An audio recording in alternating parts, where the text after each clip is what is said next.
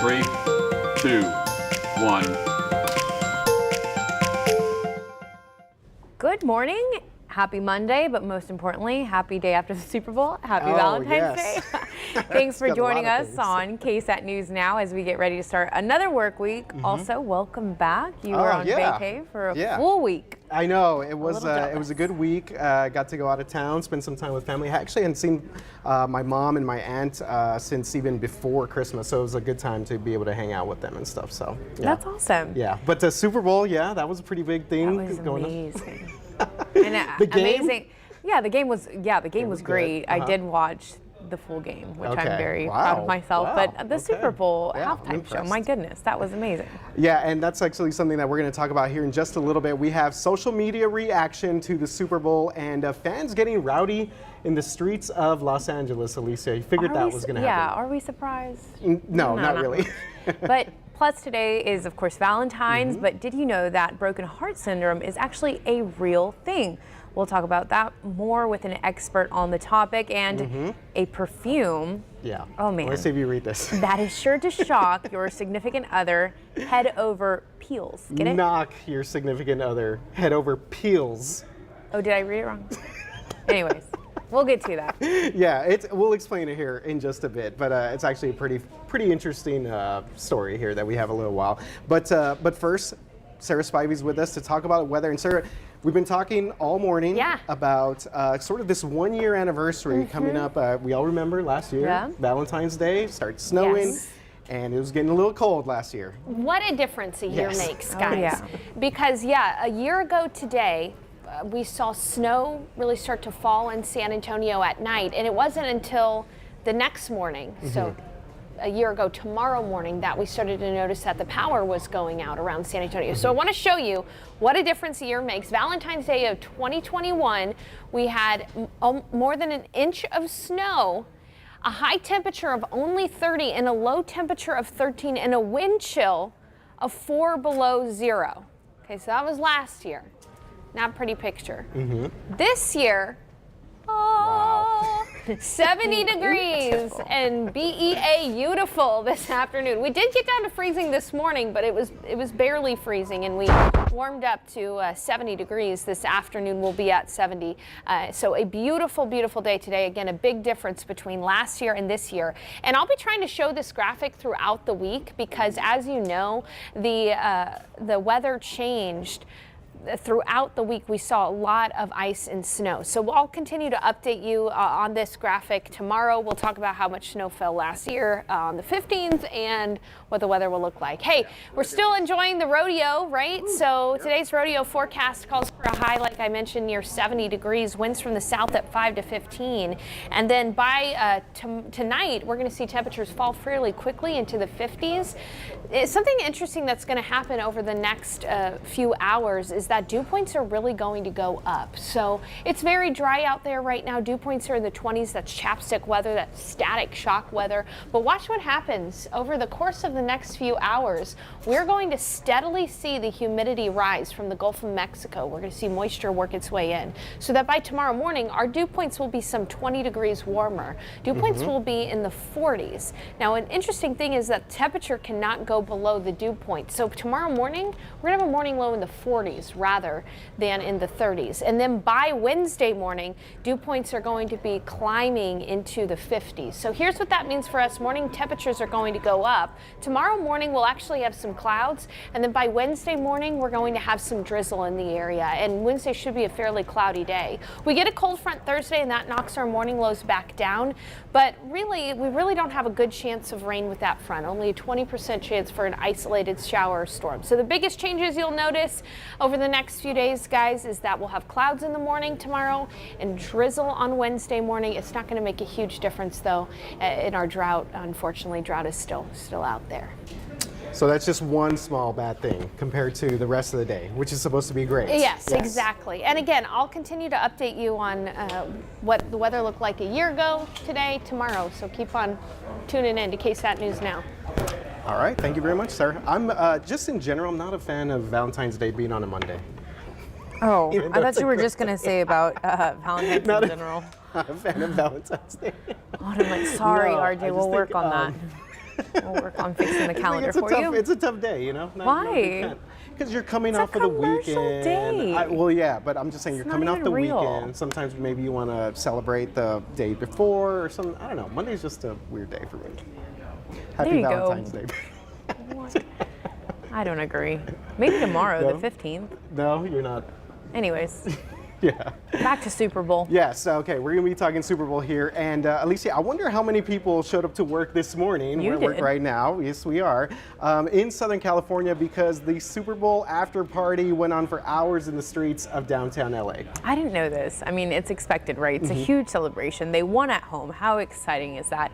And while many fans were pumped to get out, and celebrate, it did get out of hand. Crowds were ordered to clear out of downtown LA overnight, but videos that you probably see on social media and you see right now on your screen Yeah.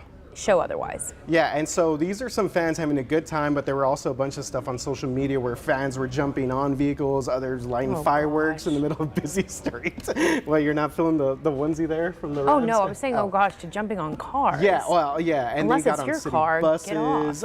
Yeah, there was some people were vandalizing some things. The LAPD later declared an unlawful assembly because of destructive behavior, and police have not said if anyone was arrested. So we're seeing a lot of these videos, but Yeah. it looks like these people are having a good time. Okay, I have a question for you. Okay. During, I believe it was the first quarter of the game, when the Bengals scored their touchdown, and that ununiformed player Yes. that was with them, right, with the Bengals. Yes, yeah. He was What did like you wearing think about street that? clothes. I mean, look, I thought it was a good call because you can't have a player just Yeah. run out there without their uniform and stuff like that. Yeah, and I get it. He was trying to celebrate with the team, but that's definitely a rule that you can't just have a guy course. like in street. Well, he just wasn't run in onto just the street field. clothes. He's Yeah. part of the team. He's part of the team, but still, yeah, I was okay with that call. Yeah, I'm like okay to with the call. celebrate, I didn't think it was that big of a deal as people made it out to be. I mean, he was celebrating. But in regards to the halftime show, of course, you had Dr. Dre, Snoop Yes. Dogg, Mary J. Blige, Kendrick Lamar, Yeah. Eminem, and then 50 Cent also made an appearance. But Daddy Hope tweeted, "Great to see Snoop Dogg at his game.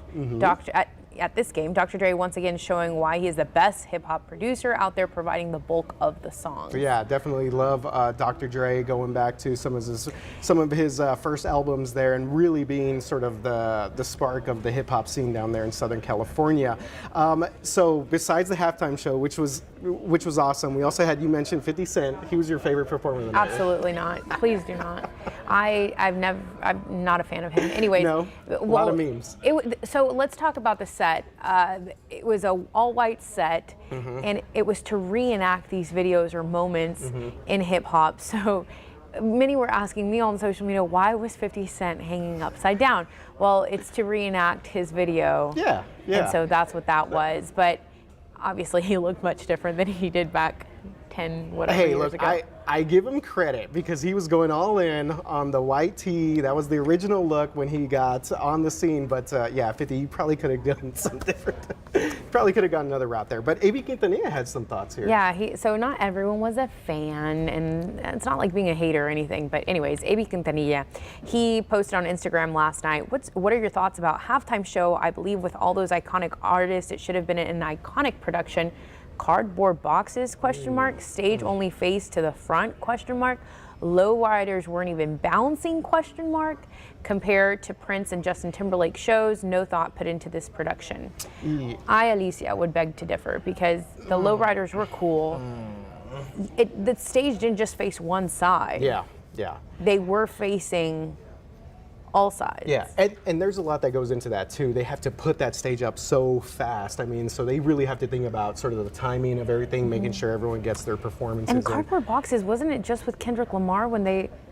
Right, his set had the cardboard with But there his was dancers probably in a front of meaning him, to around that. him. Yeah, I'm sure that there was all sorts of planning, but I would have liked to see the lowriders either coming into the stadium Yeah, I or do agree going with that. out. That would have Yeah. been cool because I that did is the think that- iconic Nothing But a G Thing video from Yes, RJ. and also I think it's a Dre Day was also still the iconic scenes there with their video. So I really enjoyed it though. I thought it was really good. Eminem was great. Oh my gosh, yes. My only critique, they could have taken 50 off of there and then given an extra time to Eminem.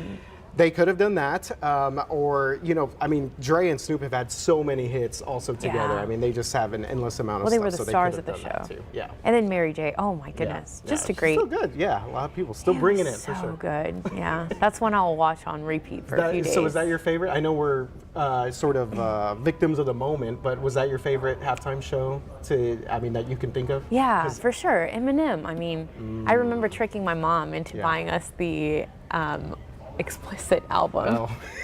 Parental advisory. When we were kids, my brother and I. So just a huge fan. I mean, the only thing that in my world could top the cake would be like Britney Spears, current day. Okay, yeah, which she did back in early 2000s, but she was why I still said current day. Yeah. Current day. I still think Bruno Mars a few years back when he did it in New York at that Super Bowl, that one was pretty good. But this one was very nostalgic and very. Yeah, there you awesome. go. Yeah. I think all of the performances at the Super Bowl are so fun to watch. They're so engaging, and it's always like a throwback. But again, this one, it was awesome. Yeah. I had good a stuff tweet there. to share, but I lost it here, and it talked about feeling old, and then realizing that. Yeah, you definitely. It was like a time capsule, almost like you go back in time to check out all those like great songs. Hold on, But can I again, read great it? job Do we for have them. time to read Go it? ahead. Yeah. Okay, Roger Sherman, he's with the Ringer. Yeah, Yes. I do know him. Okay, so he tweeted yesterday, everybody born between 1985 and 1995 saw the Super Bowl halftime show lineup and was like, quote, sweet. Instead of doing a show for old people like Rolling Stones or Oh Paul my McCartney God. or The Who, they did one for us young people. And then 10 seconds later, it hit us. We are the old people. Yeah. Yeah, I it was think a at this major point- throwback. Yeah, definitely. So Fun nonetheless. yeah, it was a good show, and again, a great game there. Congratulations to LA Rams. Hopefully, all those fans, we're safe. The ones that were out there being respectful about all the property and everything. But good stuff there for the Rams. One last shout out for the Super Bowl. So on Friday, we aired the story of the Right, assistant yeah, I saw athletic this. trainer for the Bengals, who's from Eagle Pass. His name is Roberto Cardona, and he was out there. We actually saw him on TV, so shout out to him. He did a great job. He's an alum from Our Lady of the Lake University, and speaking of that institution, the community is mourning the loss of a beloved sports staff member. We're talking about Michael Thompson, the voice of the Saints. He passed away during Saturday's basketball game at the university, and right now no exact details of his death have been shared. Yeah. We just know that it happened on campus, and we do know Thompson helped create and lead the university's live streaming program back in 2009. Yeah, and that's, I was thinking about this because I was looking up some of his bio from the university, and I think that when you become a play-by-play guy for these smaller schools, you really do connect with the players in a different way. It's just a lot different because you are the voice, and basically when fans that are interested in hearing anything from Our Lady of the Lake, they want to listen. This is the voice that they're hearing here. Yeah. So there will be a prayer service for Thompson today at 12:30 in the Sacred Heart Chapel, and funeral details are still pending. So had you ever met him? Yes. Okay. So I enrolled in 2010, graduated in 2015, and he was a professor for our broadcast journalism, student TV newscast. So he actually, I say, gave me like my first start. So loved him very much. Would brighten my days, so many of them. So my thoughts and prayers to his family. Yeah, definitely. Our condolences to your family, and it's a big loss there for Our Lady of the Lake. All right, Alicia, switching gears, time to show Texas some love and vote. And that is because early voting for the Texas primary, man, I can't believe this, starts today. So voters, right now, you have more than 30 polling places to choose from to cast your ballots during the early voting. Early voting is through Friday, February 25th, with the exception of President's Day, February 21st. And if you want to wait in lines, well, primary election day is on March 1st. So you may be eligible to vote by mail, but absentee mail-in ballots must be postmarked or delivered by hand by 7 p.m. on March 1st on election day. So for a list of times and locations for early voting, head over to KSAT.com. Again, skip the lines. Vote early. You have 30 places to choose from here in Bexar County. Yeah, and so obviously it's a pretty big start to the election cycle here as we get ready for what should be a pretty interesting election. We have the obviously lieutenant governor, a lot of big races along the state and also locally. Yeah, as well. here locally. Yeah. Yeah, So at all levels, and it all trickles up, I guess, to national. All right, well, February is all about love, but did you know it's also American Heart Month? How fitting. Yeah, so we wanted to talk about mending a broken heart. Of course, yes. This is the opposite side of some things sometimes with Valentine's Day. And we aren't talking about heartache. Hearts can literally be broken. So we're referring to the broken heart syndrome that is on the rise in men and women. And women are actually making up about 88% of the cases. And joining us live to learn more about broken heart syndrome is Dr. Michael O'Malley. He is the Chief Cardiology and Specialty Care for WellMed's Greater Texas region. Thank you very much for being with us, Doctor. Good morning. All right, so the first question, what is broken heart syndrome and is it dangerous? Yeah, so there's a number of terms for this condition. Stress cardiomyopathy or stress-induced cardiomyopathy, broken heart syndrome, apical ballooning, these are all the same terms, and they're really just kind of a group of terms that are used to describe a condition in which a person develops symptoms that are similar to a heart attack or heart failure that is triggered by a usually sudden, significant emotional or physical event. And you mentioned it can be similar, but how do the symptoms differ from a heart attack, or what are those differences between the two? Yeah, there's really actually not a whole lot that's different between the two, and so they're very difficult to distinguish. We actually usually have to rule out a heart attack, and once we've done that, then a lot of times the picture becomes clear that it's someone that has stress cardiomyopathy or broken heart syndrome. But they both, heart attacks and this condition, both usually present with chest pain and shortness of breath, very similar symptoms. And is there a certain demographic that is more at risk? We heard that statistics that right now women lead these cases at 88%. So is there a certain demographic, age, ethnicity that is more at risk for broken heart syndrome? Yeah, so generally we see this condition in elderly women, usually over the age of 65, women postmenopausal, relatively rare in men and relatively rare in younger individuals. And we're not really sure why this condition primarily affects elderly women the way it does. Mm-hmm. And Dr. O'Malley, thank you very much for being with us, talking about broken heart syndrome. So I want to ask you, have you guys seen more cases because of the pandemic, or does this have to sort of connect to mental well-being, or just kind of what's been the overall outlook on this over the past year and a half or so?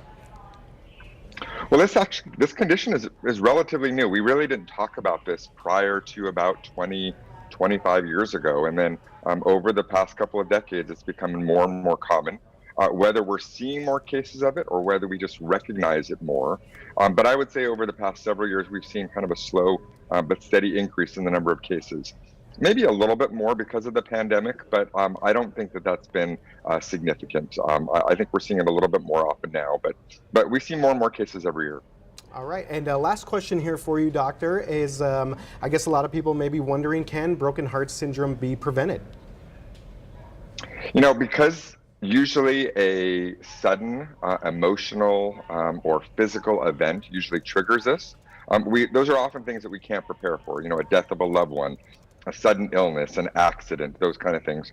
Because we can't prepare for those, they're difficult to prevent.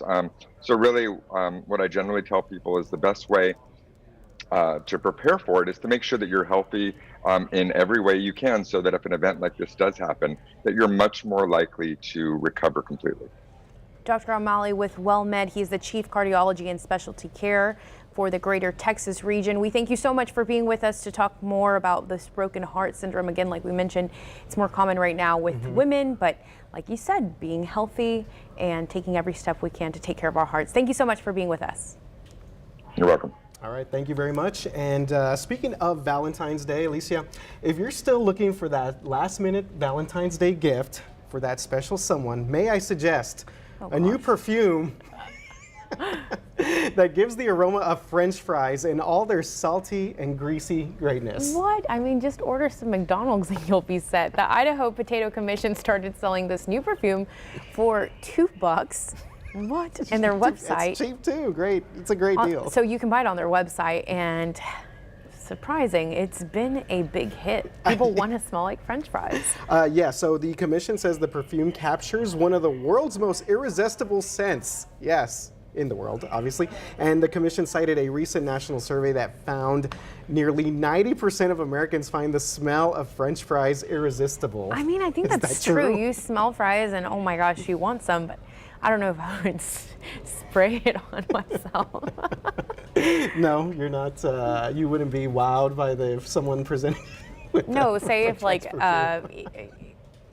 your partner's wearing that, I'd be like, Yeah. you want to go Probably shower? just make you hungry, right? No, I'd be like, did you not just hang out at McDonald's all day today? Yeah. Well, apparently it's a big hit over there in Idaho. That is, of course, a big potato producing Maybe as a joke. state.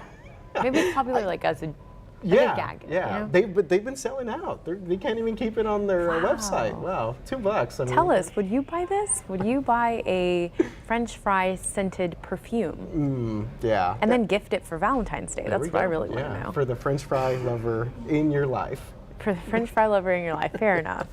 Well, you guys, we want to thank you so much for tuning in to Monday's edition of KSAT News Now. If you haven't already, subscribe to our podcast. We update that daily. RJ, again, welcome back. Yeah, glad to be back. And again, hopefully everyone has a great Valentine's Day out there. Enjoy the beautiful weather. And we will see you tomorrow at 11 a.m.